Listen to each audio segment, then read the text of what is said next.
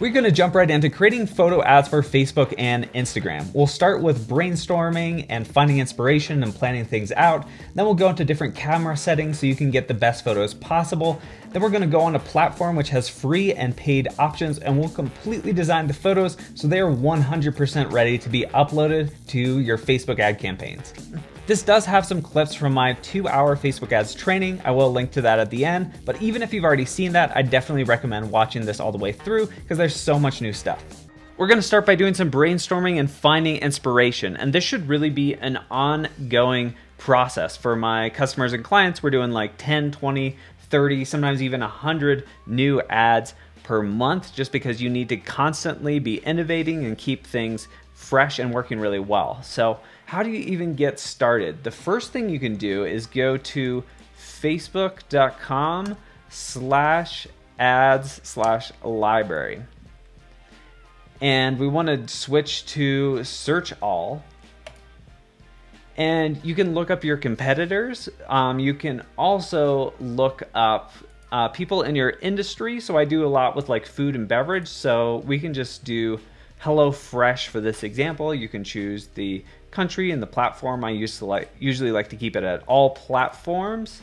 So what you can do is you can actually see the ads that they're running. Now, know that this isn't necessarily all the ads that they're running. For some reason, sometimes stuff doesn't show up, like some ad campaigns I've looked up on here where I know we've got like 100 ads going and it shows like 2. So they may be running a lot more than this, but this gives us a good indication of the various things that they're running. You can look at like colors, the type of photos.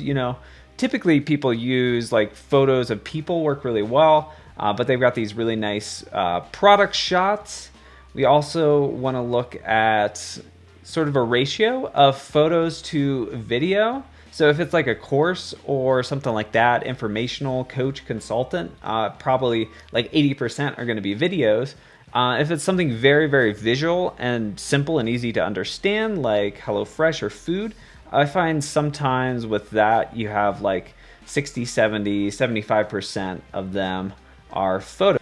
What I like to do is I like to take a screenshot of the various photos. I like to do a screenshot because then I can actually see like the button and the headline and things like that.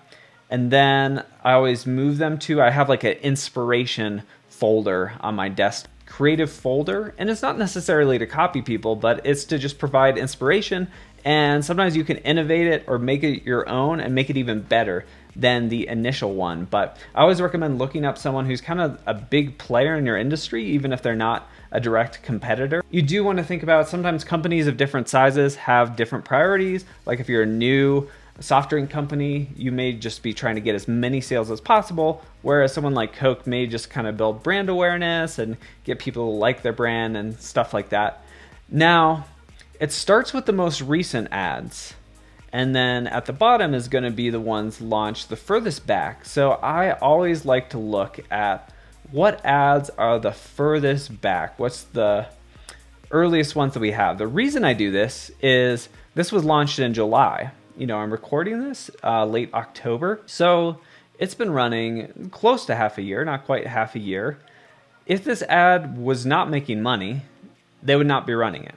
You're not going to run an ad that is unprofitable for over half a year, whereas some of the stuff that just launched, you really, scrolling back up to the top, have no idea. They've just launched this, it may tank for them. It may be losing them money and they just have it going for a couple days. But we don't really know the audiences that they're using. And we also don't know, if this ad was shown to someone who visited one of the pages or started a checkout or liked them on Facebook or anything like that, or if it's just shown to huge, broad audiences, people who have never heard of them before. So I actually like also going to the website and kind of seeing, okay, do they have an offer, the way it's structured. Sometimes I'll even go to checkout and then not complete the checkout because a lot of times they'll have like an abandoned cart. And I'll look at the different pages because it's likely that I will start receiving retargeting ads from them. So then I can kind of keep track of this. I can add it to the spreadsheet, to kind of track along a single brand, like the different ads that they showed to me, I actually almost always buy their product, buy the competitors' products, just so I can see kind of what kind of emails they send, how frequently they send them, what happens if I abandon the cart, just that whole process. You really want to think about if they're doing something that you're not doing that's driving a lot of purchases, they're going to outcompete you. So you want as few things where you're falling behind as possible. Okay, so we got this pop-up offer right here. So I would, write it down. You can make a Google Doc or a spreadsheet just for HelloFresh if that's who you're targeting. So when I'm scrolling through Facebook, I am always just saving things that look really cool, things that stop me from scrolling, that catch my eye, things like that. So I have, a list of, 100 different ads that I found really inspiring or attention grabbing or things like that. That's actually not a bad image. Bright colors that pop. So what you can do, you can actually save the link so you can save it for later to view. I usually do screenshot just because sometimes they delete an ad and then you can't access it anymore. Actually, under the ads library, you can actually copy a link to the ad so you can send someone a link to the ad. The only problem is if it no longer becomes active, if they pause the ad, sometimes you can't see it again in the future, which is a big bummer, which is why I always like to save a screenshot and actually have it on my hard drive because that's never going anywhere. So the final thing you want to do is actually go to your Facebook page and Instagram page and look through all of the comments and see what people are talking about, what frustrations they have, anything that's keeping them from buying, testimonials, people saying great things, people highlighting the things that they like.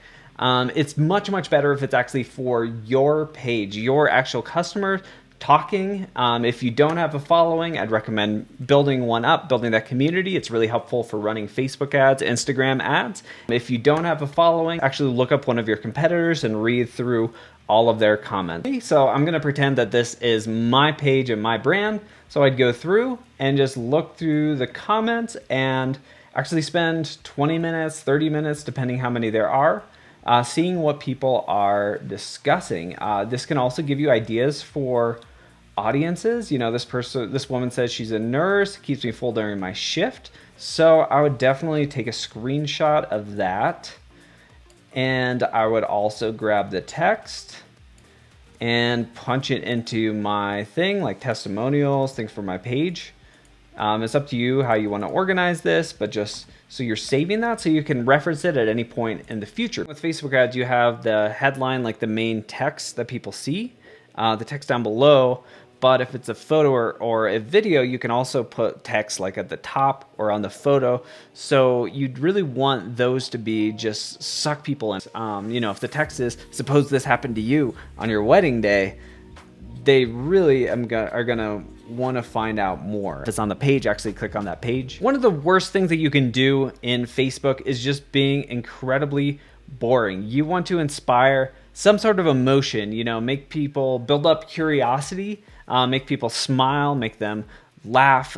It can even be, it's a little harder. You have to be a little more skilled to do like sadness or frustration or anger properly. Comparing and contrasting can be pretty effective. So you want to think about your competition. Often I don't directly call them out by name, but it can kind of just be you versus the competitors. So let's say the potato chip example, you just take your average bag of potato chips and it's like them, they've got no protein and we've got 6 grams of protein. They've got this many calories, this much fat, where you can directly see the two comparing contrasted. It's a really cool visual way and good way to use text to show, hey, here's how we're different than all of the competitors, than the potato chip industry, just for this example. I'd actually really encourage you to get really creative and zany and out there because sometimes that really catches people's attention. If you want to put on a superhero cape and smash watermelons with a sledgehammer, if you can do a good job tying it into your message and your sales, like that's something that could really catch people's attention. It could completely flop, but often the ones that do very best are ones where you're actually taking a risk versus just going with super generic, not creative at all. If you have the resources to not use stock images, that's generally what I recommend. They just don't do nearly as well on Facebook. They look very corporate, sometimes very fake. So if possible, have your own people, even if it's just someone you know with the product, using it, things like that. You can put things in a gallery and actually highlight a number of different images. Generally, I've found single images tend to perform a little bit better, but that's definitely something you will want to test. You want to really think about creating these photo ads specifically targeting your exact customer. So if your customers are young women, you probably want to feature a young woman in your ads so they can kind of picture themselves using the product or using your service. Anytime you can feature a person actually using the product and feeling some sort of emotion, that generally tends to perform better. And with your product, really try to make it look amazing. Actually spend some time arranging it, maybe choosing a cool background and really lighting it so it really pops and stands out. Really think, if I was a customer, would this photo make me want to try the product or the service? You can take really high quality photos with your phone, especially if you have a lot of light, but it definitely can be worth it hiring a professional photographer or accessing a DSLR camera. Sometimes you can find them for just a couple $100 or rent them for significantly less than that. And I want to cover some different camera settings. You'll still definitely want to be aware of how these different settings impact your image, even if you're using your phone and it's setting things automatically. Now, f-stop has to do with the lens, and it's how much light is being let into the lens. The lens I'm using right now is the 35mm, which is the focal distance or how zoomed in it is, and then it's a 1.4. That means the max or lowest f-stop it can go to is 1.4. So it starts at 1.4, then goes to f2, f2.8, f4, f5.6, f8, and above that. Now this is a prime lens, which means the focal length is fixed. You can't zoom it in and out. And those are usually a little higher quality image, and it means you can have a lower f-stop, which is great in low light. Now some zoom lenses will have a name like 18 to 55, f4 to f5.6. So that means that you can zoom in and out, but that also means as you zoom, the max f-stop changes. So zoomed out all the way, the max f-stop would be f4, but zoomed in, the max f-stop is f5.6. For my lenses, I really like having an f-stop of 1.4, and for zoom lenses, the fastest you can get is generally 2.8. So it lets in all the light and looks brighter and impacts the way the image looks in that way. But if you have the lens wide open, that means you'll have a much shallower depth of field. If your lens is closed down and at something like an f22, that means that you'll have a ton in focus. Whereas right now I'm shooting at f2, which means that about 8 inches are actually in focus. And often when it's really dark out, you don't have any choice but to shoot with a shallow depth of field and your lens open. So I'll generally try to decide if I want a shallow or wide depth of field, and then I'll set the f-stop to that number and then tweak other settings to get the image looking just right. So what is the shutter speed and how does that impact your video? So for a lot of photos, if you're shooting sports photography, if you don't have that shutter speed at less than 1,000th of a second, there will be motion blur and the image will be blurry. And if you're shooting handheld, sometimes the image will be blurry just from your hands moving slightly. If you're shooting ballpark less than 1/50th of a second, it kind of depends on the focal length you're using. So in the end, shutter speed is basically the amount of motion blur you're seeing. The last thing I wanted to tell you about is ISO, sometimes ASA. Now this is digitally boosting the image and it makes it brighter, but it adds some noise in. So every time you double your ISO, that makes it one stop brighter. With cameras before they're digital, you used to be able to choose the film stock 100, 200, 400. Now you have way more options and the image looks so much cleaner. This has opened up a whole bunch of amazing possibilities for filmmakers, where you can shoot in the dark and have the image look good, or even sometimes have a little bit more in focus because you're able to boost the ISO quite a bit. If you boost it too high, the image will get a lot softer, it won't look as good, and it'll have a lot of noise and grain. You'll want to know the breaking point for your camera. On this camera, it's around 4,000, but on my older camera, I don't want to push it anything past 800. And there are cameras that can do crazy boosting, like the A7S. So here's the order that you'll generally want to do things. Start with your f-stop. Choose how much you want in focus and set it based off of that. Then you'll set your shutter, and then you can adjust the ISO, making sure not to go over that breaking point to get the image looking just right. I've got no professional lights right now. I am just right in front of a window. I'll show you a reverse shot there. It's an even lighting source, and you could see the difference if this light is behind me. It's completely blown out, which means the whites are completely clipping. And if I were to expose for the outside, that would just completely throw me into shadow. So just being right in front and setting it based off my face makes an enormous difference. Also, it's a lot worse if you have light directly overhead. I'm going to show you what that looks like right now. And this could be light directly overhead. That is the sun. It could also be inside lights overhead.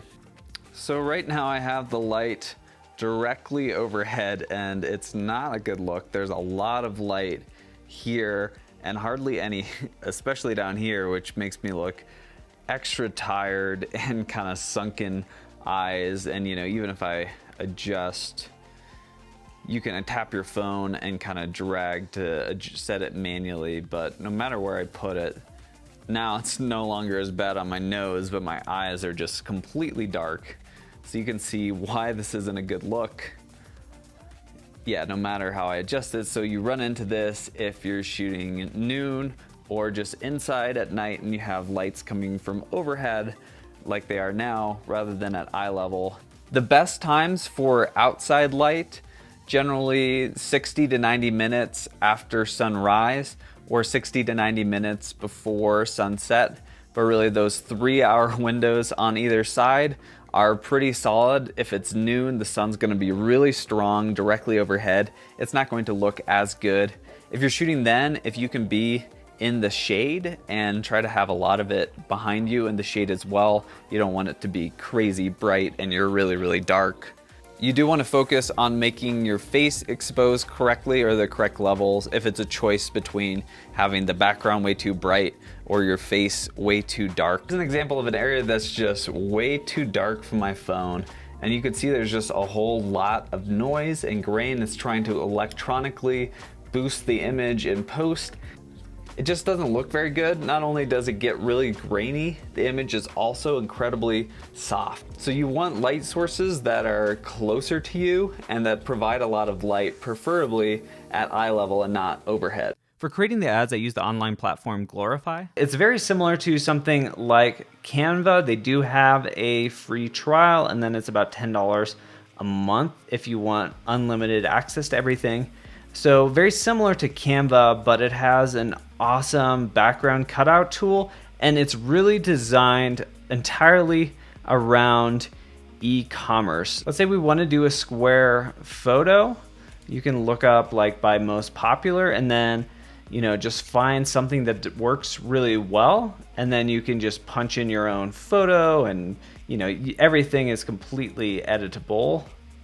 The nice thing is they sometimes have like packs and things like that, so you can find other similar templates.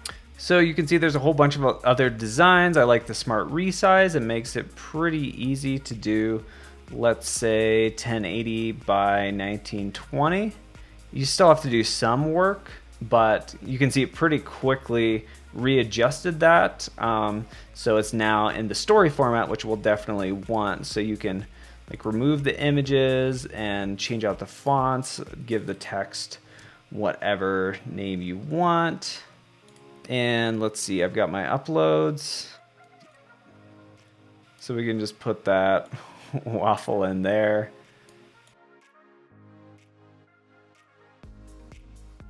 With photos, generally you want some sort of text, some bright colors. You can do like a bright outline around the edges, like a red bar or something like that.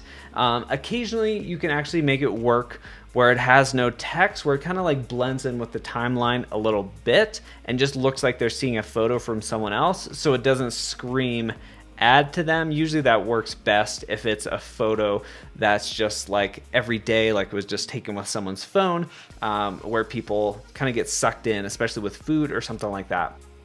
You do actually have access to a lot of free photos. So like we have this woman eating the watermelon. Since this is just an example, I am going to use a stock photo here, but if I was running a paid campaign, I would actually take each photo myself. Let me show you how cool the background remover tool is. Wow, yeah, that's crazy. So it cut all of that out really, really well. Maybe I'll cut out the watermelon itself. So you just like paint around what stays in. Okay, so I'm gonna click done. So you can definitely do this with Photoshop. It's just a lot faster here.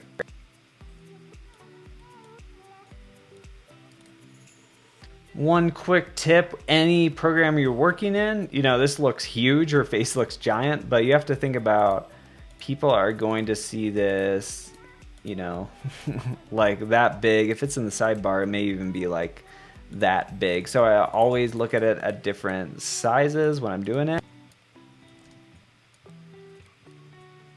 You always want to think about having some high level of saturation for stuff, like something pop. You know, you have to stay within your brand guidelines. But you can see, for an example, it's pretty quick to create that.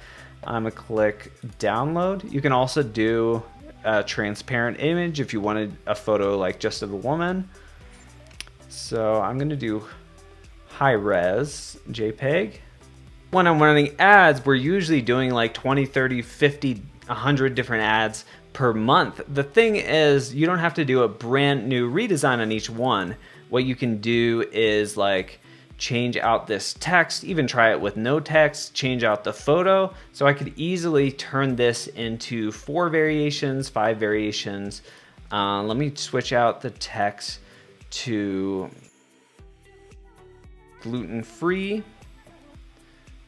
And save that. If you have brand colors, you'll definitely want to incorporate those, but you do want to make sure that the image really pops and stands out, maybe has a lot of saturation and just catches people's attention. Blue is very trusted. Red is kind of like exciting, or it could be fun and things like that. Each color has connotations which you really want to think about. So having those consistent across the board and professional, that'll just make a big difference with establishing a really strong brand identity. There are 2 free photo editing options. The first is a program called GIMP. It's very similar to Photoshop, where you can do a whole bunch with like crazy layers and cutouts and tools and things like that. And then Canva is very similar to the Glorify app. It's a little less e-commerce focused, but it's really cool, really well featured. A lot of people create ads in both of those programs too. I'm going to really quickly find one last design. You want to act like you're scrolling through Facebook and see what really jumps out at you. And you don't have to always have text. It usually works fairly well. Let's see, that one jumped out at me. Facebook generally wants you to use a little bit less text. They used to have a rule that was really hard and fast that you could only have 20% of the image be text. They've backed off from that a little bit, but it's still not a bad practice to have it be around 20%. All right, so we've got this other image. This one we can use like the text and the headline and the stuff that goes with it to do the selling. You don't need to do like a crazy amount within this.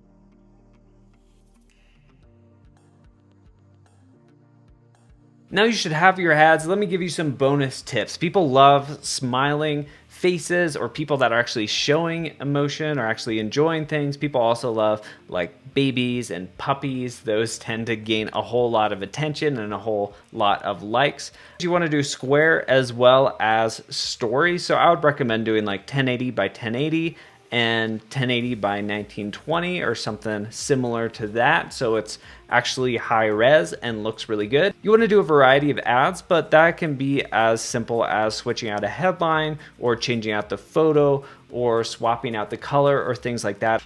If I'm doing a campaign and say, wow, this ad did amazingly well, I'll start testing different variations with different like headlines and things like that.